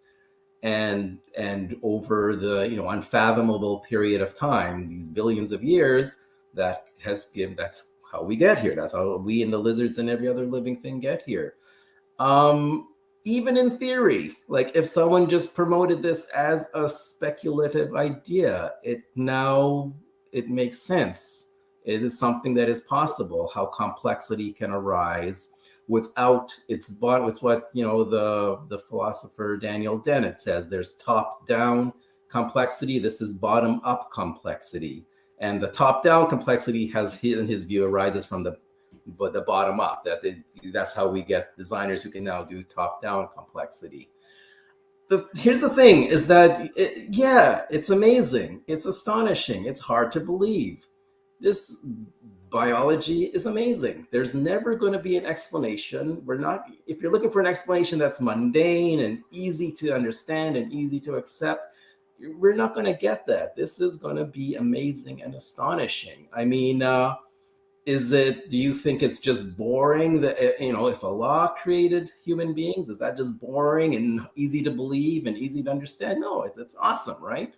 There's whatever does this is going to be something amazing and awesome. There's just no simple, mundane way to get like things like you and I, and things that can build computers or our cat or whatever, or the lizards or spider. These are just the most amazing things in the universe. And so there's going to be it's going to be astonishing how the process that brings these two, and it's going to be hard to really believe in, but we have to put our preconceptions aside and just accept the facts that are there.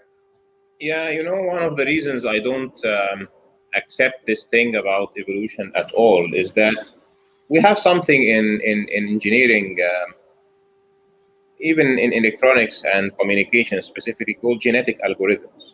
Okay. Right. which are primarily algorithms based on the exact same principles like Darwinian evolution. Okay, so you want to design, because, for example, designing antennas is very difficult because there are so many parameters. Yeah. So you would start with an antenna, and then you would create changes to the parameters, and then you would create populations of antennas, and then you would eliminate some of them. You don't do it yourself, because you generate a huge number of them, and then this genetic algorithm will at the end produce a better antenna. Do you actually create the antennas, or do you create the is it like the computer, like a simulation? Yeah, you create a computer simulation. Yeah. So the simulation you will have layers of simulations. So something changes the parameter, and then this will give this to another system that will calculate the effect of the change of the parameter, etc. Right. And then at the end of the day, you would this is possible now because we have the computing power. So at the end of the day, you would end up with the computer recommending to you that this design of the antenna, these lengths and breadths and etc. changes, and sometimes even the components, etc. will be a better antenna than the first one. So that seems like a good idea, because so the random mutations and selection came up with a better solution than intelligent design. Yeah. So the reason I do not accept Darwinian evolution is specifically because I have experience in that. And I am really very frustrated when I am talking to people who are explaining evolution, and they appeal to that, because we do this as engineers, communication electronics engineers and information system engineers, and it doesn't work this way, because you set up the problem in a way that you are giving the genetic algorithm a specific objective. Right. Okay. And it creates the variation. It creates it within limits, because if you open the space, it will never finish. So you always need to start it near the solution. You know that you have a hunch from your experience that the design of the antenna should be in this range. Right. And you start with a design that is within the range, but because small changes can cause big effects, and you want it really to be very well tuned, because you want to create an antenna for 5G or for a mobile phone that you want it to be very efficient, and it's very hard competition. You want the optimal solution. So number one, you started from a place that is a question. Like you don't want just something that's going to be good at something. You want something that's good at a very specific task, right? Yeah. So number one, you started very close to the solution. Number two, you give it ranges. Number three, you give it objective function based on your experience. And it is always evaluating the options and eliminating things. Otherwise, it will need infinite computing power.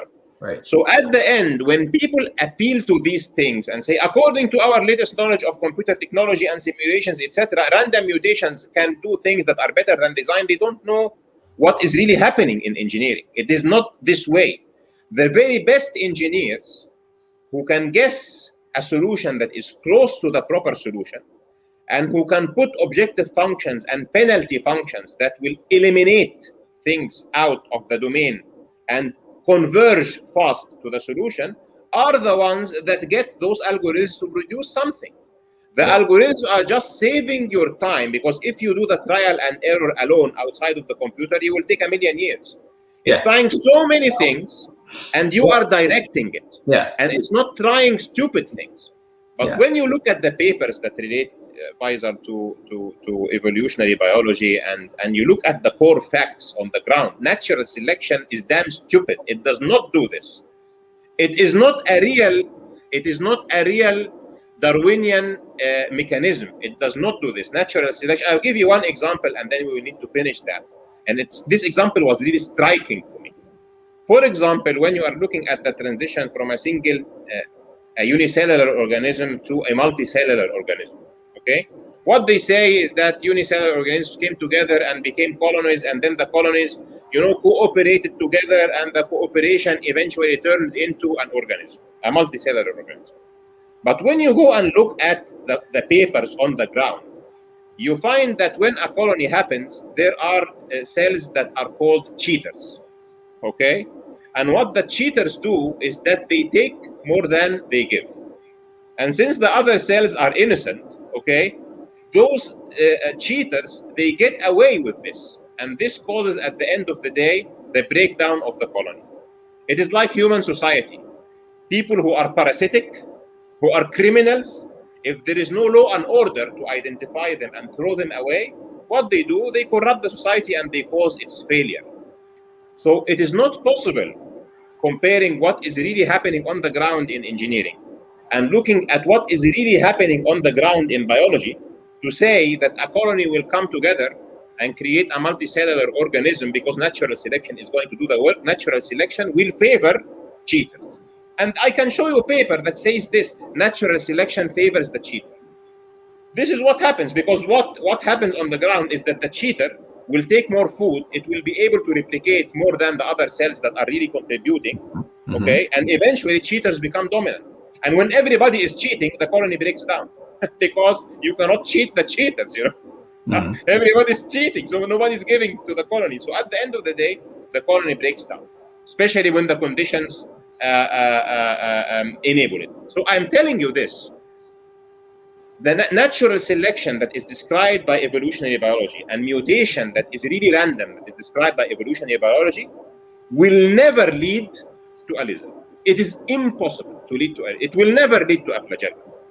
The only way it will lead to a flagellum is that it will be working the same way we use random changes and a selection system in engineering, where somebody is setting up the domain, somebody knows what solution he wants, and somebody is directing the objective function and causing cheaters to be thrown away and the good designs to survive so that you will replicate the better designs.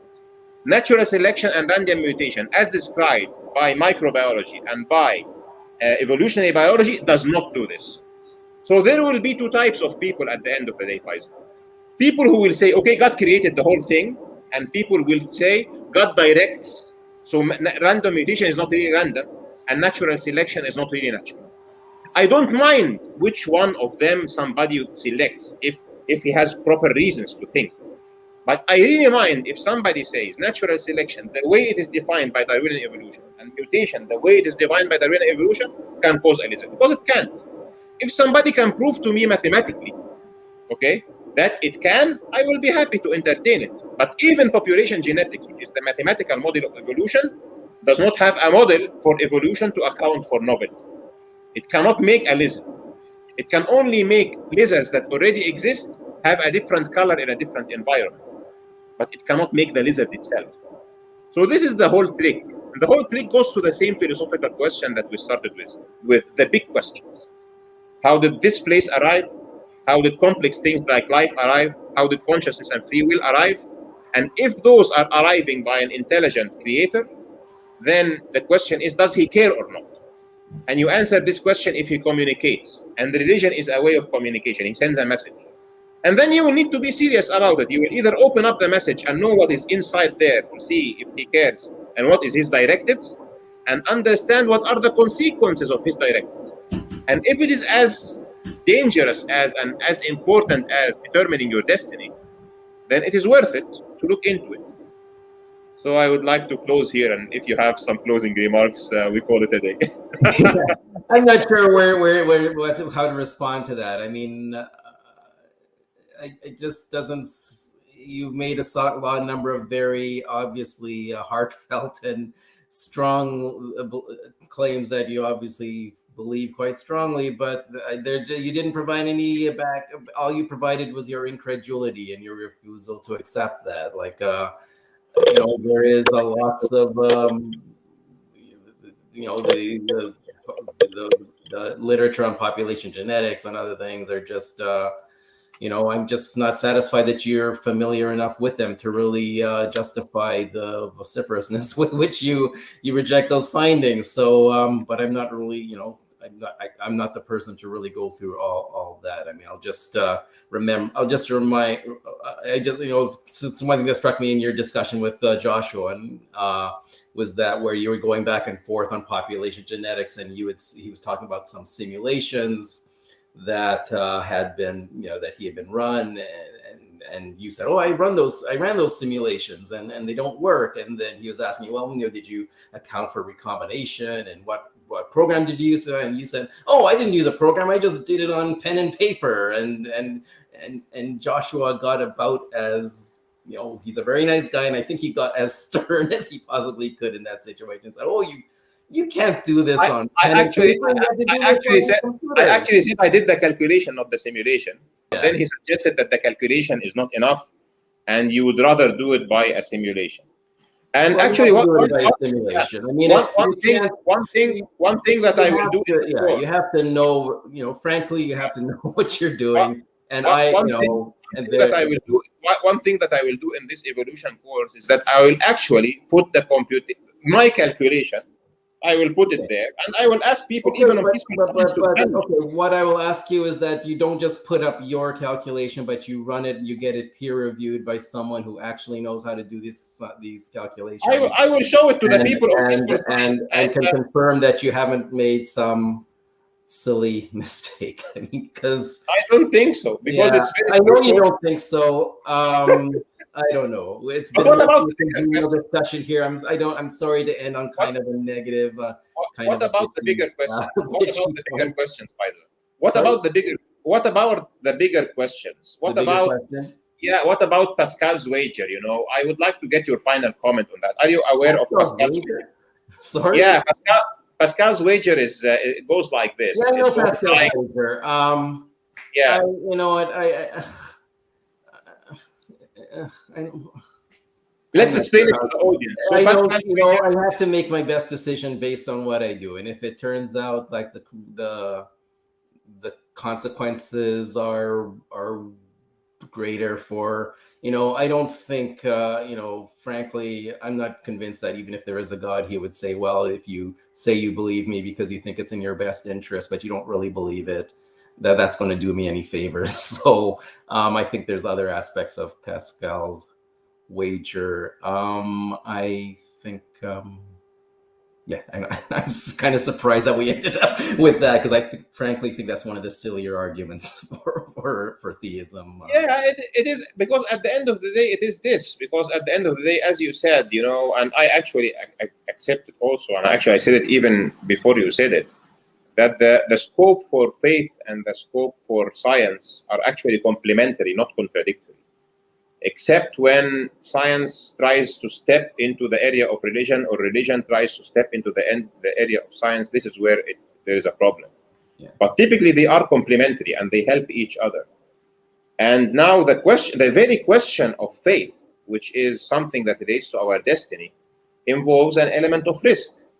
So believing in science does not solve that. You have to have an answer for that. This is an important thing. Yeah. Whereas I think our lives are best served by just sticking with the things we know are true about our world and about each other. And if we start to hold as knowledge things that are only things that we believe, but we don't have good reason for believing them, then that just makes the whole human enterprise. It gets back to where I started from. If we believe things that are not true just because we believe them, that's going to be bad news for us. We're just past the point where we can afford that. We're not gonna make it. We're gonna join the many species who evolution has weeded out over the billions of years, and we had a good run. But I think we're at the point where it's up to us to decide which way we're gonna go. So that's not cheerful. Did you enjoy Did you enjoy the discussion? Is my I did very much. Yes, I did. Same here. Yeah, I really enjoyed it. And if there's another subject you want to discuss, I'm happy to do it. This has been maybe I've done one of these before. So I hope I don't know if anyone was watching. I hope other people enjoyed it too. I think there were like some 30 persons who went in and out, according to the statistics I'm getting from YouTube. But I think it was fun. The important thing, it was fun, and other people will watch it too. And I think they will find it was fun. And thank you for being here. Yeah, thank you for the invitation. And maybe we do it again some other time. Okay. Very good. So peace be upon everybody, and Assalamu alaikum, and thank you, Faizal. See you again on social media or on YouTube. Okay? All right. Bye-bye. Bye-bye. Salam alaikum.